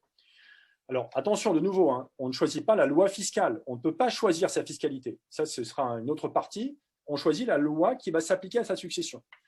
Ce choix de loi, il est autorisé en Europe par les parties par les États qui sont membres du règlement européen sur les successions. C'est nouveau, ça date de 2015. Et il y a quand même, ce choix est quand même encadré. On ne peut pas choisir la loi, n'importe quelle loi. On ne peut choisir que la loi de sa nationalité. Ça, c'est la vision française des choses. Ça veut dire que vous, Français, si vous voulez faire un testament et choisir la loi applicable à votre succession, vous ne pourrez pas choisir n'importe quelle loi. Vous ne pourrez choisir que le droit français. Alors, on va voir pourquoi ça peut être intéressant dans des exemples, des petits exemples pratiques. Alors, on va reprendre le cas du couple dont on parlait précédemment. Voilà, le couple de Français qui a sa résidence à Hong Kong, qui est propriétaire de comptes bancaires en France et à Hong Kong. On vous a dit, je vous ai précisé qu'en cas de décès et en l'absence de planification particulière, c'est le droit hongkongais qui allait s'appliquer, puisque le droit européen renvoie à la résidence habituelle et on va considérer ces époux comme ayant eu leur domicile à Hong Kong. Droit hongkongais. Sauf que peut-être que les époux ne sont pas favorables à l'application du droit hongkongais, pour des raisons ou autres, et donc on va faire un testament. Alors en l'occurrence, le testament il sera fait à Hong Kong, parce qu'il y a des comptes bancaires à Hong Kong, et Sarah Jane nous a dit que c'était très important d'avoir un testament à Hong Kong pour la procédure hongkongaise, et dans ce testament, par exemple, les époux pourront choisir le droit français comme droit applicable à leur succession, avec respect des différentes dispositions françaises d'évolution. Donc ça veut dire qu'on va avoir un testament à Hong Kong, qui va trouver à s'appliquer pour la procédure hongkongaise, mais on aura application du droit français. Ce qui sera reconnu à Hong Kong. Pourquoi? Parce qu'à Hong Kong, on a une liberté testamentaire qui est quasiment totale. Donc, ça veut dire qu'à Hong Kong, on peut choisir les dispositions du droit français. Le cas suivant, pareil, ce couple, alors là, j'ai un couple qui est franco-hongkongais. Monsieur est français, madame est hongkongaise. Ils ont des comptes bancaires en France et à Hong Kong. Un bien immobilier, donc une résidence secondaire à Hong Kong. Et je vous avais dit qu'en l'absence de planification particulière, on avait 2 successions qui allaient s'ouvrir, une à Hong Kong pour les meubles, avec application du droit hongkongais, et une succession en France pour le bien français. Sauf que madame, en fait, n'est pas satisfaite des règles successorales françaises, notamment des règles de réserve héréditaire. Elle souhaite avoir plus de souplesse, plus de liberté en termes de dispositions, pour prendre ses dispositions successorales. Donc, elle va faire un testament à Hong Kong. Les époux ont leur domicile à Hong Kong et ont des comptes bancaires à Hong Kong. Elle fera son testament à Hong Kong et elle choisira le droit hongkongais pour régir sa succession. Et ça, c'est possible, ce sera reconnu en droit français, parce qu'en droit français, on a le droit de choisir le droit de sa nationalité. Donc, ce choix sera parfaitement reconnu en France par le notaire français, qui était censé régler la succession immobilière. Et ce sera également reconnu à Hong Kong, puisque là, on a une grande liberté testamentaire. Donc, ce qui veut dire qu'au décès, eh bien, l'ensemble de son patrimoine, français et hongkongais, sera transmis selon le droit hongkongais. Alors, il faudra quand même que le conseil hongkongais fasse appel à un notaire français. Pourquoi? Pour toutes les mesures de publicité foncière. C'est-à-dire qu'en France, il y a un registre qui est tenu avec tous les propriétaires des biens immobiliers. Et seul un notaire français peut intervenir pour changer ce propriétaire. Je fais simple. Donc, ça veut dire que pour la transmission du bien, sur le fichier immobilier, on devra faire appel à un notaire français de toute façon pour acter du fait que le bien a été transmis à telle ou telle personne selon les volontés du testament. Alors, la question qui se pose… pardon, alors attendez. Je crois que… j'ai un problème technique. Sarah, est-ce que le… attendez, je reviens, excusez-moi. J'ai perdu le… Ouais, non, j'ai une question sur le chat qui m'a fait sauter le PowerPoint. Alors, attendez. La question qui va se poser est de savoir si est-ce que logement, je fais un ou deux testaments. Alors, Sarah Jane vous l'a dit, en tout état de cause, il faut faire un testament à Hong Kong à partir du moment où on a des comptes bancaires à Hong Kong ou du patrimoine à Hong Kong. Ça va faciliter la procédure de la procédure successorale. Maintenant, il peut y avoir des cas dans lesquels on peut également choisir de faire un testament en France. Quel serait ce cas? Prenez le deuxième cas pratique. Vous avez donc ce couple franco-hongkongais qui a du patrimoine en France et à Hong Kong. Si par exemple, les époux considèrent qu'ils sont d'accord avec l'application du droit successoral français sur l'immobilier situé en France. Ils considèrent que les questions de réserve ne leur posent pas de problème. Ils vont avoir le droit successoral hongkongais pour les biens mobiliers, notamment les comptes bancaires, et le droit successoral français sur l'immobilier situé en France. Si cela leur convient, eh bien, on conseille toujours d'avoir un testament en France pour l'immobilier situé en France. Donc, on va avoir le testament hongkongais qui prendra en compte les actifs soumis au droit hongkongais, donc on va dire tous les comptes bancaires, et qui facilitera la procédure localement. Et on va avoir un testament en France pour l'immobilier situé en France. Alors, il faut faire attention à une chose, c'est que lorsqu'on a comme ça plusieurs testaments, il va falloir que les testaments se coordonnent, que les conseils rédacteurs du testament se coordonnent pour éviter, que les testaments ne se révoquent pas les uns les autres, parce que souvent la tradition c'est de mettre dans le testament ceci est mon testament qui révoque toute disposition prise antérieurement. Donc ça veut dire que si je fais mon testament à Hong Kong en premier et que je fais mon testament ensuite en France, potentiellement mon testament français peut révoquer mon testament hongkongais. Donc il faut que les rédacteurs se coordonnent dans la bonne rédaction des testaments, éviter qu'ils ne se révoquent et s'assurer que chacun des testaments reste bien dans son champ d'application. De faire en sorte qu'au jour du décès, chacun des testaments puisse s'appliquer en parfaite coordination l'un et l'autre. Donc voilà, un ou plusieurs testaments, on a répondu à la question. Après, c'est sûr que s'il n'y a pas d'immobilier en France, mais que des comptes bancaires en France, on peut très bien avoir uniquement un testament à Hong Kong. Pour qu'il trouve à s'appliquer en France, eh bien, on fera appel à un conseiller en France, à un notaire en France. Il sera traduit et puis le notaire en France fera en sorte que, expliquera à la banque française que c'est le droit hongkongais qui s'applique et qu'en vertu du droit hongkongais, c'est telle ou telle personne qui a que les fonds doit être débloqué au profit de telle ou telle personne. Voilà, ça se fait assez simplement. Si vous avez une donation entre époux françaises, souvent c'est le cas, les gens qui se sont mariés en France, contrat de mariage ou pas, souvent le notaire, c'est un peu le package, on fait une donation entre époux. Alors c'est quoi une donation entre époux, qu'on appelle aussi une donation au dernier des vivants? Alors déjà, c'est un outil qui est typiquement franco-français, il n'existe pas ailleurs. Et c'est une sorte de… Alors, c'est un document qui permet d'améliorer les droits du conjoint survivant au décès. C'est-à-dire qu'on prévoit de son vivant, un peu comme une sorte de mini-testament, qu'au décès, eh bien, on va avantager le conjoint survivant de telle ou telle façon. C'est un document qui fonctionne très mal dans un contexte international, et notamment hors Union européenne.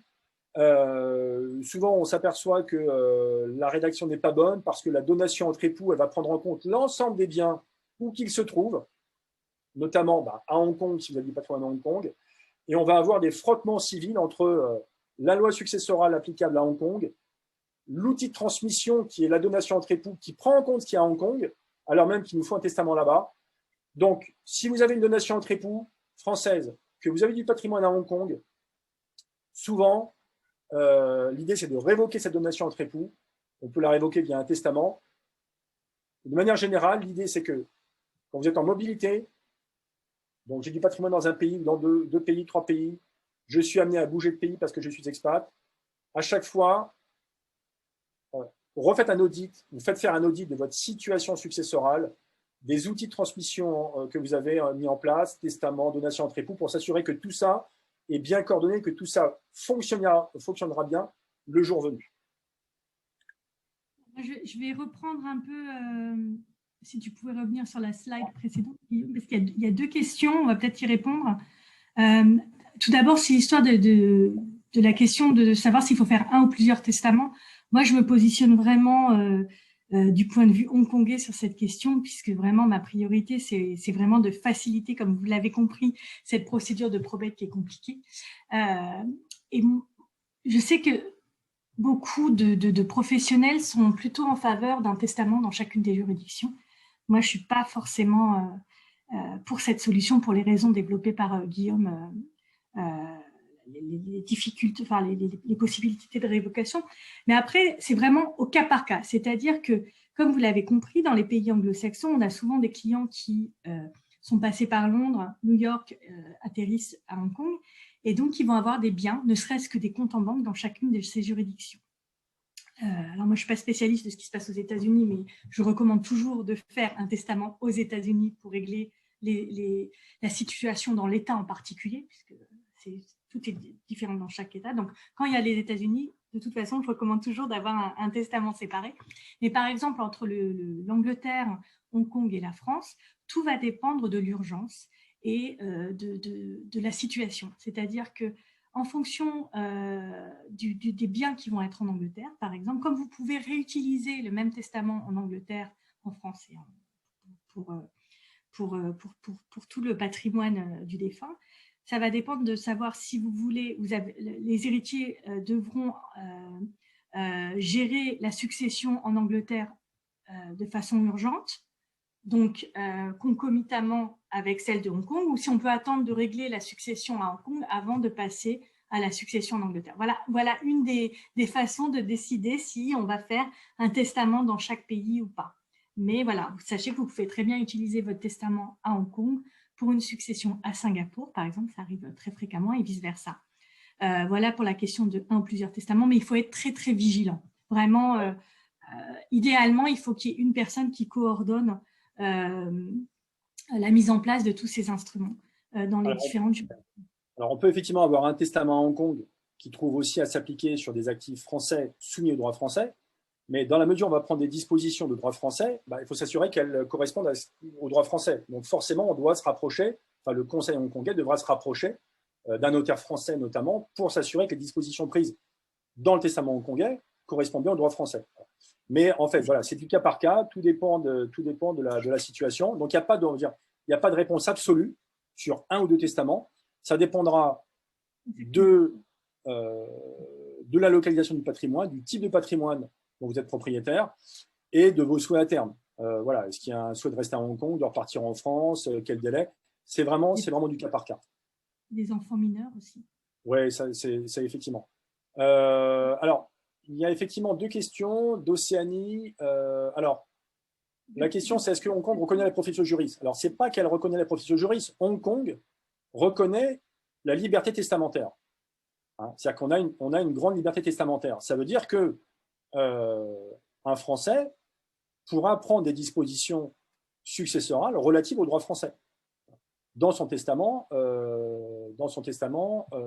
hongkongais.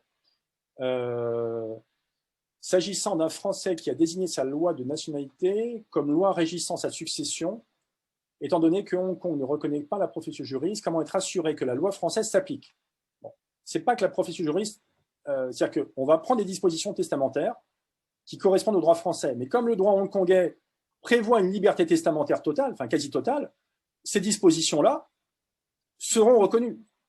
Seront reconnues. Donc, au regard du droit français, on fera mention dans le testament hongkongais de la profession juriste, on fera référence au règlement européen sur les successions et à l'article qui permet de faire ce choix de loi. Donc, ce choix de loi sera reconnu en France et le droit hongkongais reconnaissant la liberté testamentaire quasiment totale, eh bien, les dispositions seront reconnues localement. Donc, je continue la question. Même question pour, par exemple, une donation entre époux. Va-t-elle être reconnue? Je vous l'ai dit, très compliqué la donation entre époux dans un contexte notamment franco-hongkongais, donc on évite. On la révoque et on prend des dispositions par testament. Peut-on dire avec la notion de domicile retenu à Hong Kong qu'aucune de ces questions ne pose problème et que la loi française s'appliquera? Bah non, justement, il y a des problèmes. C'est-à-dire que potentiellement, vos clients, les clients à Hong Kong, français à Hong Kong, pourraient ne pas être considérés comme domiciliés à Hong Kong. Et donc, on aura dans ce cas-là un renvoi au droit français. Mais Oui, de manière générale, la donation entre époux, on oublie. Est-ce que je peux intervenir sur cette dernière partie de la question?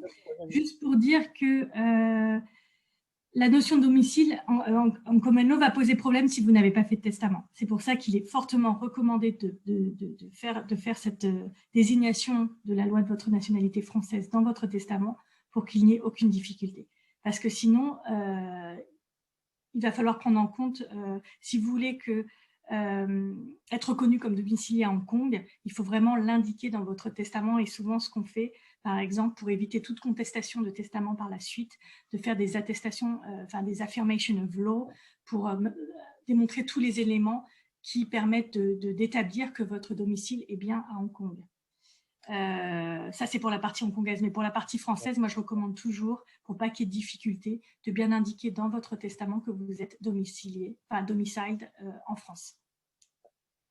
Il y a une question de Caroline. Bonjour, je suis CGP, j'ai un client de nationalité française qui est résident fiscal, résident permanent à Hong Kong, avec un patrimoine immobilier très important à Hong Kong, mais il vit en permanence au Cambodge, où il a le centre de ses intérêts économiques, pour y avoir des sociétés. Il a des enfants d'un premier lit en France et des enfants d'une seconde union vivant à Londres et à Hong Kong, à partir d'où organiser sa succession de cette personne. Alors, à mon avis, le mieux, c'est de partir de Hong Kong, là où il est, mais après, le conseil hongkongais devra se rapprocher de conseils Cambodge. Il est au Cambodge. Il est au Cambodge. Ah, pardon, mais il vit au Cambodge, effectivement. En fait, il va falloir constituer un pool de conseils. Moi, je partirais du notaire français. Oui, alors après… Je partirais de toi. Et après, je verrai ce qui est avec le conseil hongkongais pour ce qui est d'Hong Kong et voir comment, avec Londres, mais je partirai du notaire français. Bon, il n'y a pas de réponse absolue, Caroline, mais envoyez-nous un message en MP, puis on verra comment on peut gérer ce genre de… Mais c'est vrai, bon, il n'y a pas de réponse absolue là-dessus. Il n'y a pas de réponse, mais je pense que vu d'un côté pratique, vu la difficulté de trouver un conseil, sauf si vous en avez un, au Cambodge, il vaut mieux partir du notaire français et enfin voilà, d'un point de vue pratique, je partirais plutôt de là où on a plus de certitude, à moins que vous ayez un notaire au Cambodge qui soit spécialisé de ces questions. J'arrive pas à monter la dernière question. Tu l'as, la dernière question, Guillaume? En fait, il y en a plusieurs. Comme je parlais, je n'ai pas vu la question passer. Peut-on révoquer la donation entre époux si elle a été prévue par le contrat de mariage? Oui, dans ce cas-là, alors, on peut aménager le contrat de mariage. On pourrait éventuellement aménager le contrat de mariage. Après, c'est toute la difficulté d'avoir une succession qui va se passer à l'étranger, parce que normalement, le conseil à l'étranger, notamment à Hong Kong, est censé liquider le régime matrimonial. Sauf que à Hong Kong, il n'y a pas de notion de régime matrimonial. Donc, c'est un petit peu la difficulté qu'on a quand on a des contrats français. Normalement, la théorie voudrait qu'on liquide le régime matrimonial et puis ensuite qu'on applique les règles successorales. Bon. Donc là, si je voulais, il faudra garder le contenu exact, mais il est possible d'aménager le contrat de mariage pour peut-être sortir la donation entre époux réalisée. Bon, à regarder. Peut-être, Sarah Jane, tu veux parler de la protection des enfants mineurs en cas de décès? Et on reviendra sur les questions après. Ouais. Très rapidement, parce que ça intéresse toujours énormément les résidents français à Hong Kong qui ont des enfants mineurs à Hong Kong, il est fortement recommandé de désigner des tuteurs pour vos enfants mineurs lorsque vous résidez à Hong Kong, du fait de la situation et de ce qui est prévu par la loi. Alors, il y a beaucoup de choses qui circulent à Hong Kong, beaucoup de rumeurs, comme il y en a dans tous les pays d'expatriation, sur le fait qu'en cas de décès simultané des détenteurs de l'autorité parentale, donc des parents, le fait que les enfants seront placés jusqu'à ce que l'on puisse déterminer avec certitude qui est la personne habilitée à s'occuper des enfants. Donc, pour éviter cela, ce qui de toute façon est toujours dicté dans l'intérêt des enfants, c'est-à-dire qu'on ne va pas laisser des enfants avec des personnes si ce n'est pas dans leur intérêt, mais voilà, difficile d'établir ça lorsque l'on est à Hong Kong étranger, barrière de la langue et différence de culture. Donc très concrètement, à Hong Kong, les deux outils qui sont utilisés pour désigner vos enfants, des tuteurs pour vos enfants mineurs, pour organiser justement la prise en charge de vos enfants si jamais il devait vous arriver quelque chose. L'idée, c'est de désigner sur place des tuteurs temporaires qui vont assurer le relais jusqu'à ce que vos enfants puissent être remis aux tuteurs, ce qu'on appelle les tuteurs définitifs, en France ou ailleurs, ou que vous ayez choisi vos tuteurs. Donc, on passe très rapidement, soit par, bien entendu, l'outil principal, c'est le testament, dont on vous a parlé aujourd'hui, dans lequel vous pouvez également, en plus des exécuteurs testamentaires, désigner vos tuteurs, qui peuvent être les mêmes personnes ou des personnes différentes. Et dans un souci de pratique, on conseille de faire un autre document qui s'appelle un deed, donc une sorte de contrat signé par les deux parents en présence de deux témoins, comme pour un testament, dans lequel vous désignez donc les tuteurs temporaires et définitifs, document qui circule plus facilement qu'un testament qui peut contenir des données plus sensibles que vous ne souhaitez pas que tout le monde ait la connaissance. Et donc ce deed, vous gardez l'original et vous le transmettez à toutes les personnes intéressées.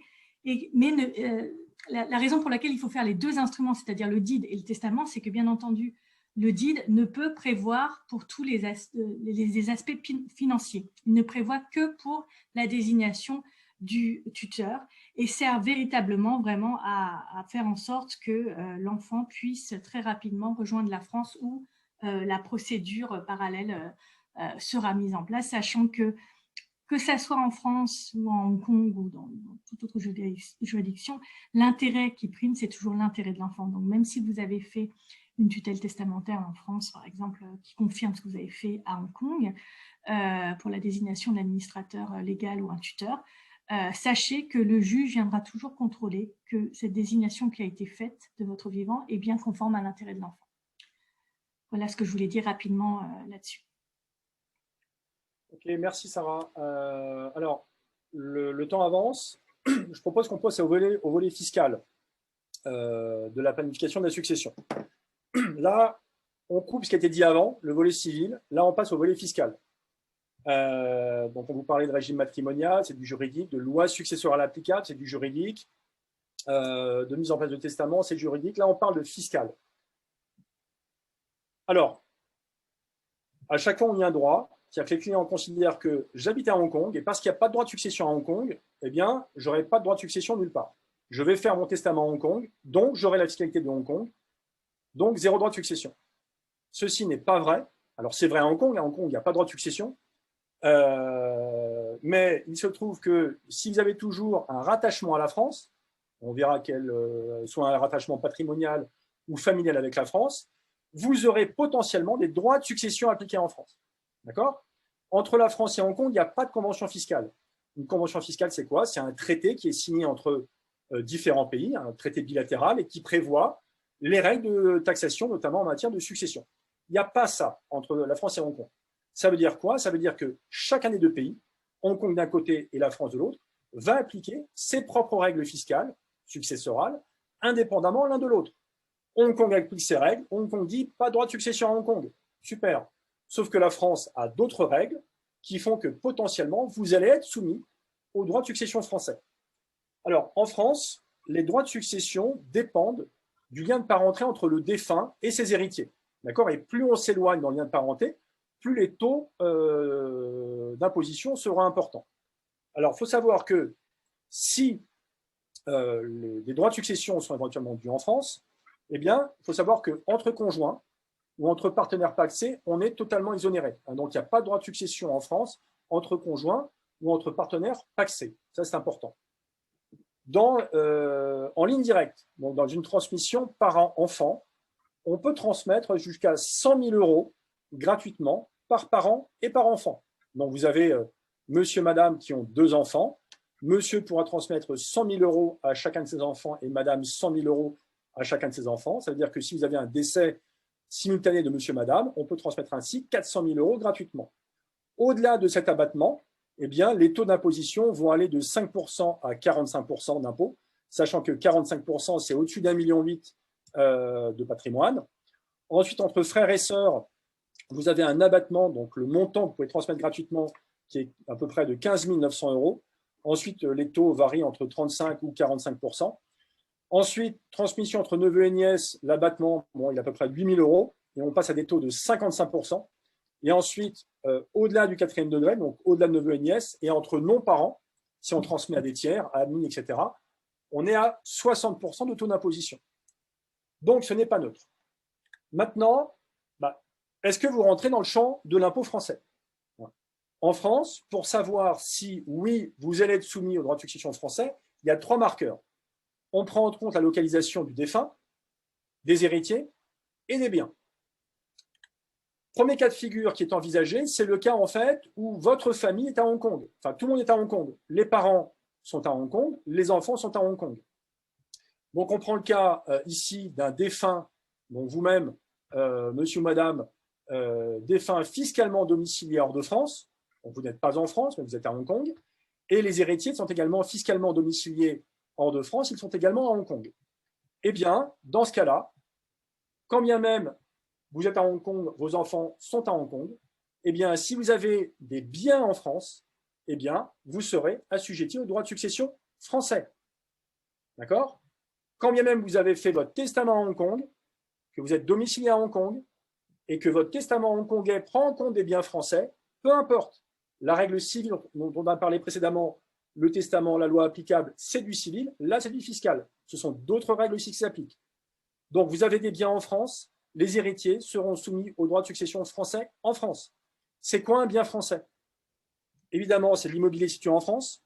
Donc immobilier situé en France, taxation en France. Vous avez des parts de sociétés françaises immobilières, par exemple des parts de SCI, elles seront également taxables en France. Si vous avez par exemple une SCI française et un compte courant, ce compte courant sera également taxable en France. Vos comptes bancaires seront taxables en France. Si vous avez des œuvres d'art en France, elles seront taxables en France.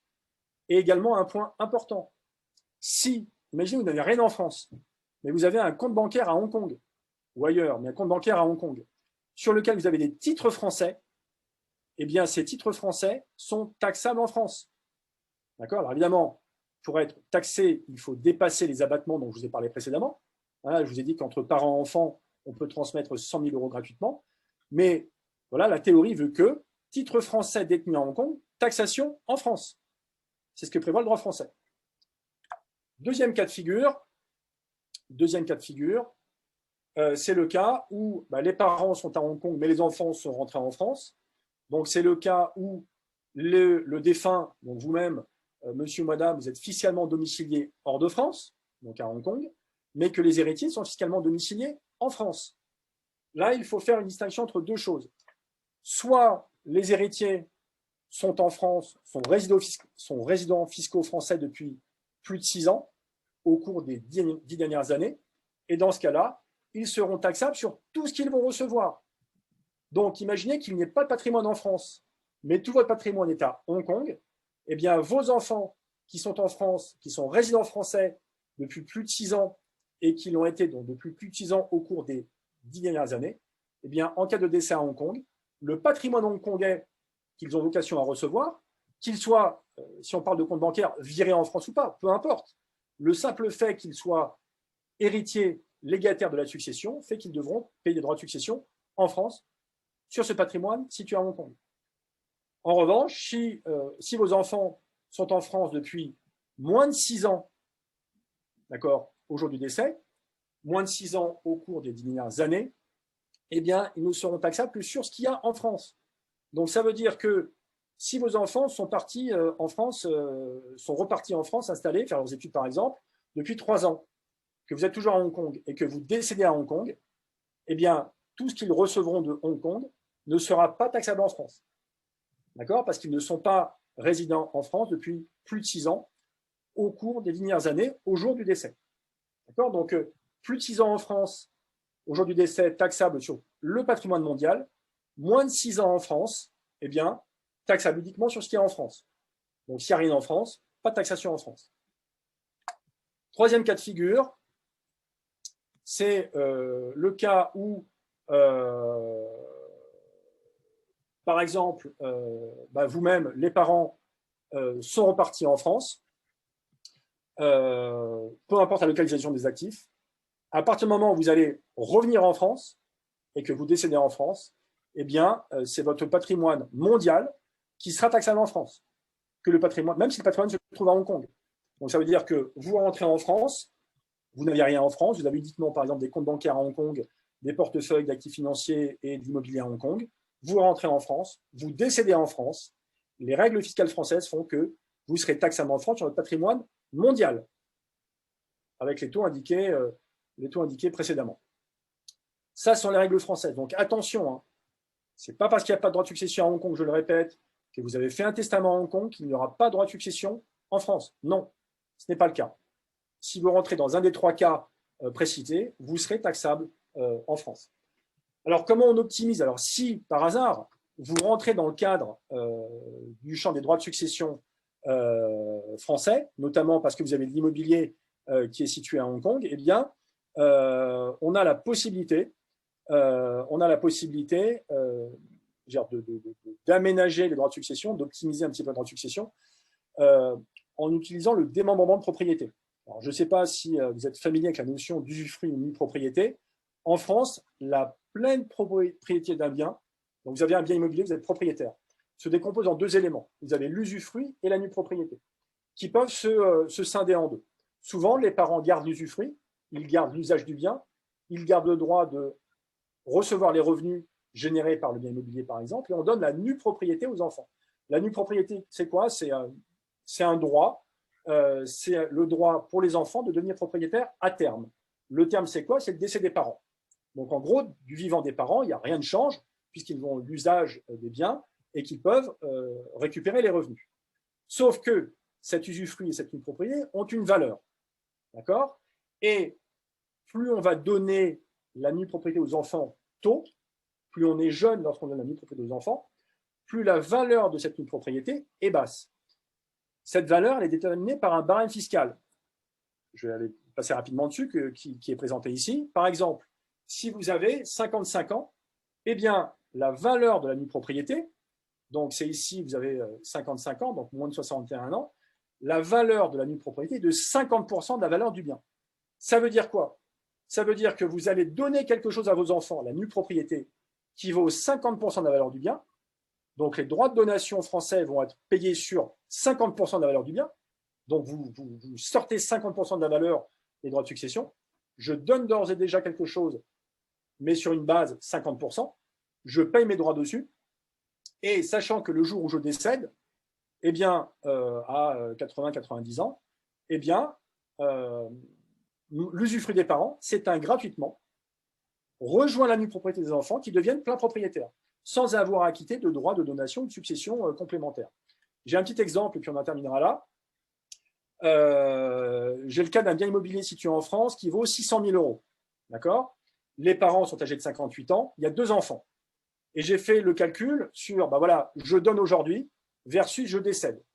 Je donne aujourd'hui, j'ai 58 ans, je décède à 83 ans et je n'ai rien fait.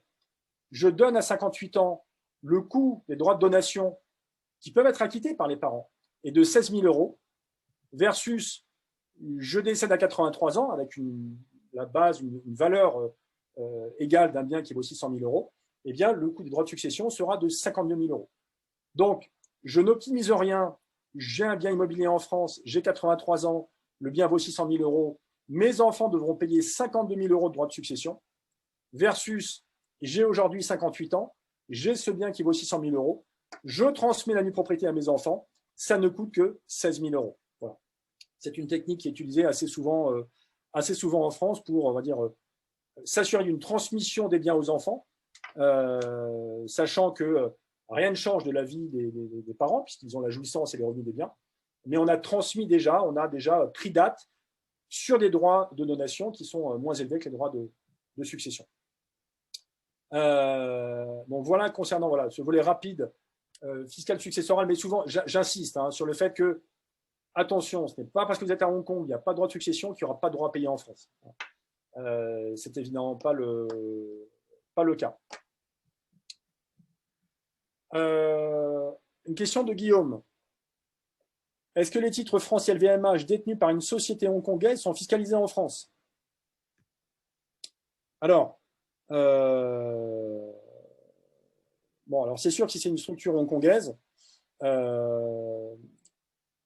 le problème, c'est le problème. Alors, je ne vais pas répondre comme ça de but en blanc. Je ne vais pas répondre de but en blanc. C'est sûr que si le défunt détient des parts d'une société hongkongaise, le sous-jacent n'est pas visible. D'accord? Après, la question, c'est d'avoir est-ce que la structure est transparente ou pas. Bon, je vais faire l'analogie avec les SICAV ou les FCP. Les SICAV, bon, c'est des structures opaques, donc on ne regarde pas ce qu'il y a le sous-jacent. En revanche, des FCP français, on va regarder le sous-jacent pour savoir effectivement si j'ai des titres français. Donc votre structure hongkongaise, si c'est une structure, on va dire opaque, à l'IS, une structure commerciale, je vous dirais que les titres LVMH sous-jacents sont non apparents. En revanche, si la structure est transparente, ce qui m'étonnerait, concrètement, oui, on devrait effectivement, les titres devraient devenir taxables en France. Bon.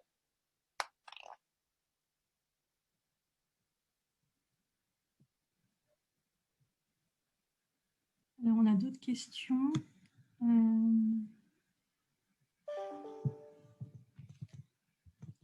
Alors, un couple franco-anglais marié en France avec un contrat de mariage signé en France est-il valable en Angleterre si la résidence habituelle passe de Hong Kong à Londres dans les mêmes conditions qu'il le serait à Hong Kong?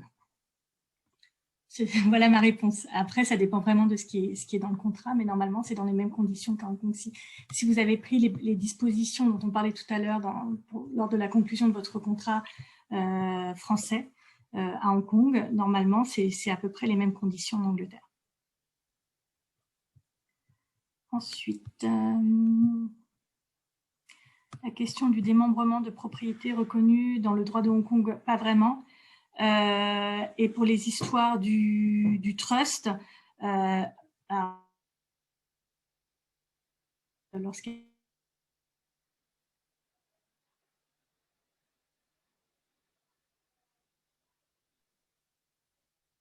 on n'entend plus, Sarah. Ah bon? Là, c'est bon, c'est revenu. Je savais couper où? Non, c'est juste pour l'histoire des trusts. Moi, je déconseille de faire des trusts lorsqu'il y a des implications en France. Et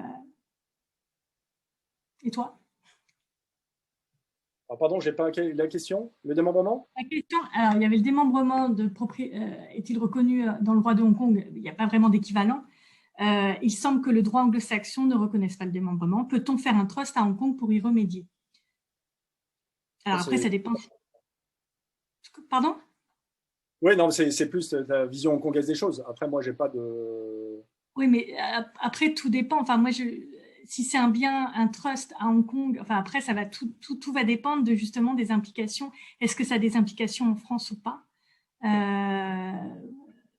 Quand il n'y a que des biens à Hong Kong et qu'il n'y a plus rien en France, oui, un trust peut être envisageable, mais lorsqu'il y a des biens un peu partout, ça devient compliqué.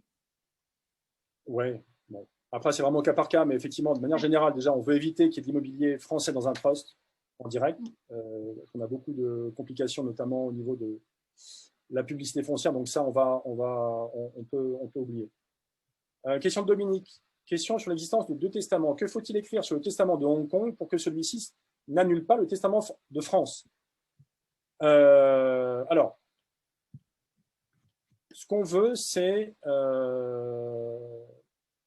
ce qu'il est bon de préciser dans un testament, on en a deux, c'est que préciser le champ d'application du testament. Ce testament s'applique que sur les biens soumis au droit français ou soumis, etc. Et surtout ne pas marquer, surtout ce qu'il ne faut pas marquer, c'est ce testament révoque toute disposition prise antérieurement. Et donc, ce que vous pourriez éventuellement indiquer, c'est que dans votre testament hongkongais, ce testament, le présent testament, ne révoque que les testaments à Hong Kong que j'aurais pu écrire précédemment, par exemple. Hein, ne pas dire ce testament révoque toute disposition, mais ce testament ne révoque que, si vous avez un autre testament à hongkongais, ce testament ne révoque que le testament hongkongais que j'aurais pu prendre précédemment, par exemple. Vraiment, Ça pourrait être, vraiment ça pourrait être terminé. c'est la clause que l'on met, enfin, qui est une des conditions dans les testaments anglo-saxons, c'est vraiment I revoke all my previous wills. Il ne faut vraiment pas qu'elle apparaisse, sauf si, comme le dit Guillaume, c'est juste pour évoquer. Il faut vraiment être très précis Ouais. dans la révocation, mais vraiment faire très attention parce que cette clause, elle passe un peu inaperçue puisque c'est l'une des premières du testament. Et si jamais elle est là, elle va révoquer votre testament français. Je crois il y avait des questions au-dessus auxquelles on n'avait pas répondu, Guillaume. Non, on a tout. Une société de Hong Kong détenant un bien immobilier est-elle considérée comme un bien immobilier? Alors, pour une société à Hong Kong détenant un bien immobilier, est-elle considérée comme un bien immobilier ou immobilier? Ça sera considéré comme un bien mobilier. Ouais. C'est le transfert des parts de la société. Il faut vraiment distinguer le civil et le fiscal. Autant fiscalement parlant, des parts de sociétés immobilières peuvent potentiellement être considérées comme de l'immobilier, autant civilement, des parts de société, ce sont des biens meubles. Ce sont des biens meubles. Donc, voilà. Bon, écoutez, merci à tous. Je pense qu'on a fait le tour des questions. Merci Sarah Jane. Vous avez nos coordonnées professionnelles au début des slides. Bah, si on peut vous communiquer les slides sur demande. Donc, comme ça, vous aurez nos coordonnées. Parfait. Eh ben, merci à tout le monde d'avoir participé à ce webinaire. Merci à Guillaume d'avoir accepté de co-animer cette présentation. N'hésitez pas à prendre contact avec nous. Nous sommes disponibles pour répondre à vos questions. Merci Sarah. Voilà. Au revoir.